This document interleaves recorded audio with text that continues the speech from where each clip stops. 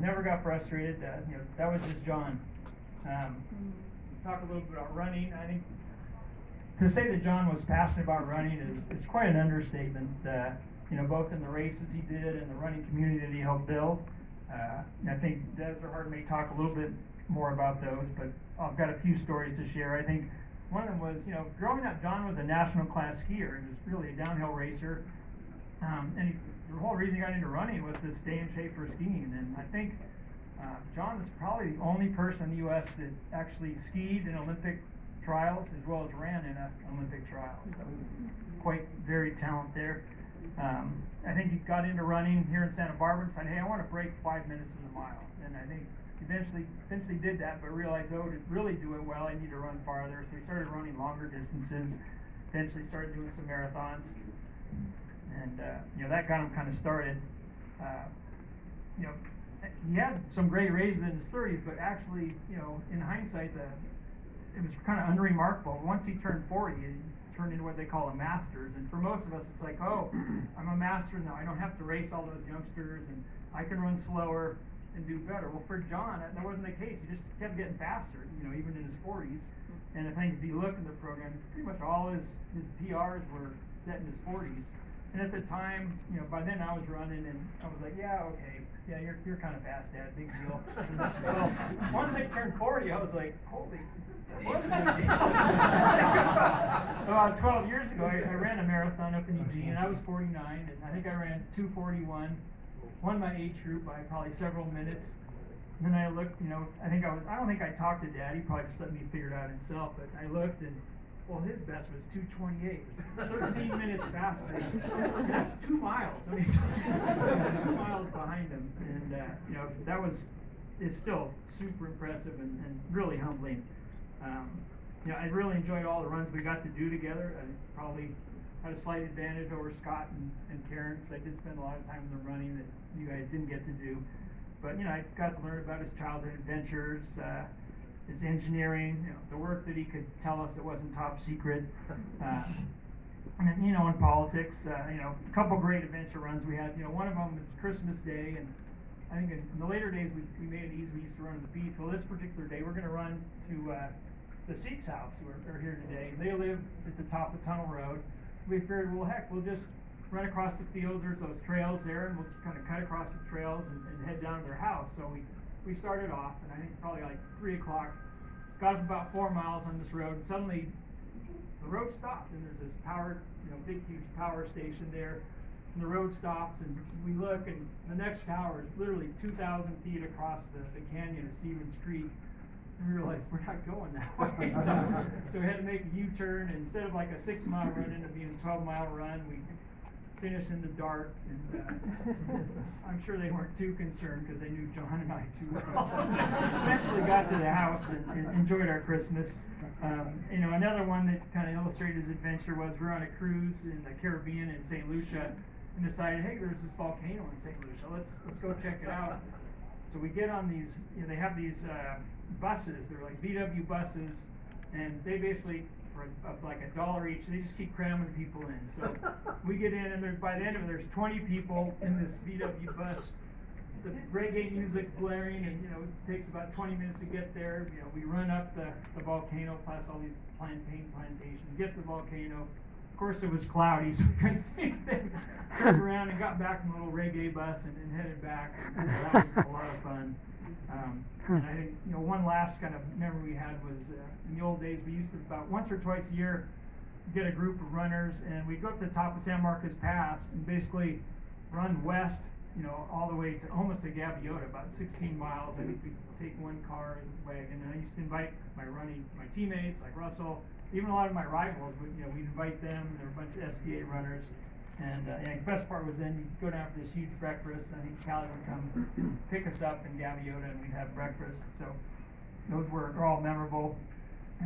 He was ahead of his time, even stuff like trail running. I think in 1976, he and 2 people decided, oh, what the hell, let's run across the Sierras in one day. So they did.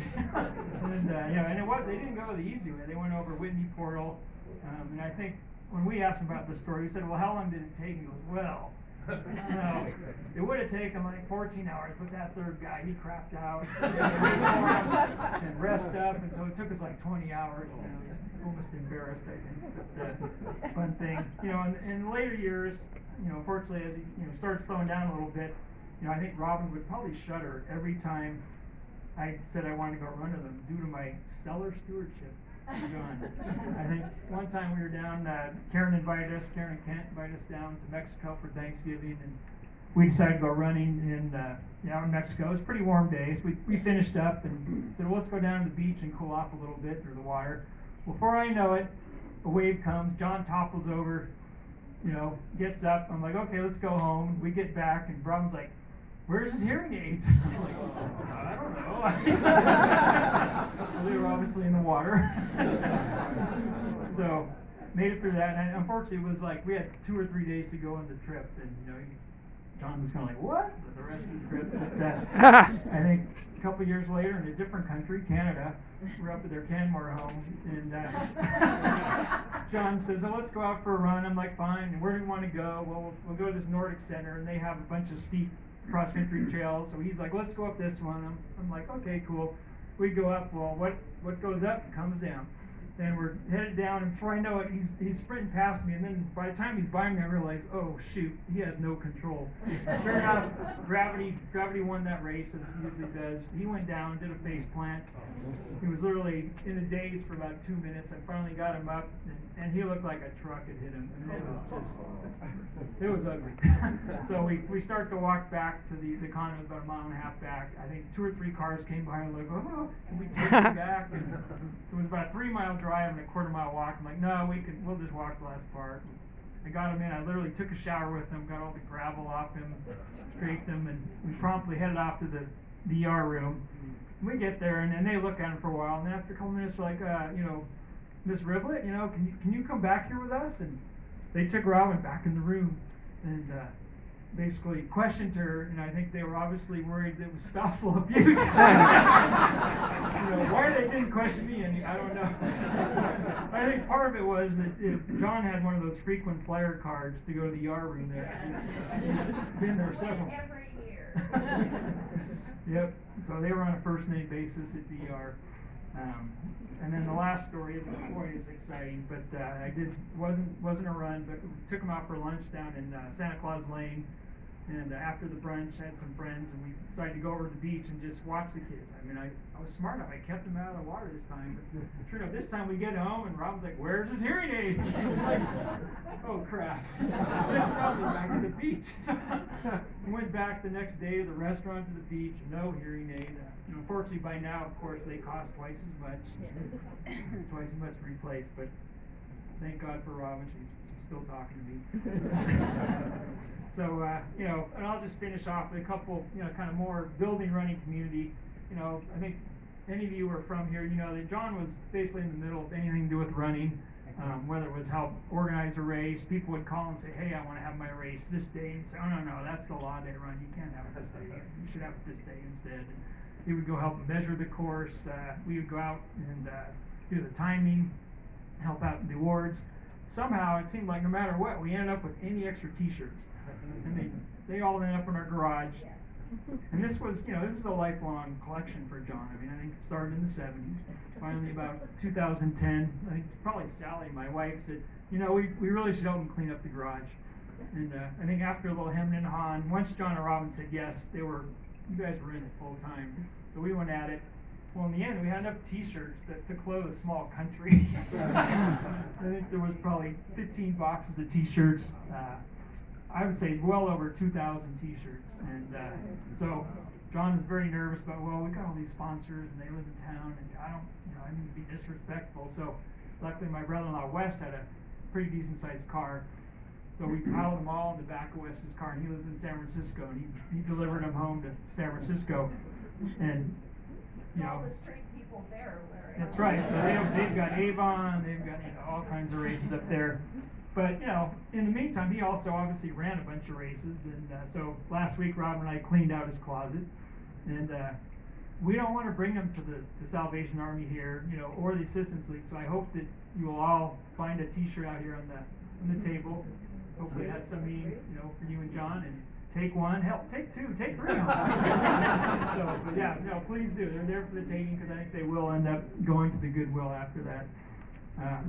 Okay, I'm almost done, sorry. You know, lastly, I think in terms of like building community for running, it, you know, his crowning achievement was probably the 1984 Olympic marathon for the men's and women's. You know, he spent, you know, I think about 8 months working, you know, volunteering 4 days a week, you know, so he basically didn't work for 8 weeks for free down there. I think he stayed with the Sikh's grandmother. She had a place in LA, had an extra room. You know, and during that, I mean, he basically helped design the course. He dealt with the LA OOC organizing people, the IOC, and there was a Marine guy they put in charge for security. You know, so I'm sure my dad clashed a bunch how to do stuff. And lastly, had to placate NBC, who, if you know, they really run the Olympics. They pay the big bucks. So, and you know, I think that the crowning deal was he ended up assembling like this team of course measurers to measure the course. And these guys, I think they had 13 of them. They flew in from all over the country. You know, these are basically the geeks of the geeks. Measuring the courses. They went off and measured the course, rode together, and I think you know, it went well. About 2 years ago, I got a call from one of these guys, and he's like, "Are you related to John Brennand?" I said, "Yeah, that's my dad." He's like, "Wow, let me tell you, I was there, man, and you know, we ran this thing, and you know, do you still have the red notebook he had?" And you know, basically, that was easily the most accurate marathon ever measured. You know, I was quite proud of that. So, you know, just to sum up, I think that, you know, the rest of that race, both the marathons went off without a hitch. Had a great time. I think one of my best memories of the Olympics in our family was, you know, going to events. I think Scott went some water polo with us, went to some track and field, and I think most of the family got a chance to run around the track during the Olympics and got some pictures on the medal stand. No gold medals around our necks, unfortunately, but that's right. Yeah, we forged our way into the VIP seats on the finish line because we watched for 2 days and there was never anyone in them. So we found a way to get in there, which wouldn't work in today's technology world. But you know, those were some of my best memories. And you know, some of my other best memories were running with people like Hart Cornell, who am I gonna come on up, Hart? And you know, he's our next speaker. He'll talk a little bit about some other Johns. Des, the next speaker. Des is next? Okay, the program changed. Much more graceful. Yes. Des O'Neill, another one of John's longtime running friends.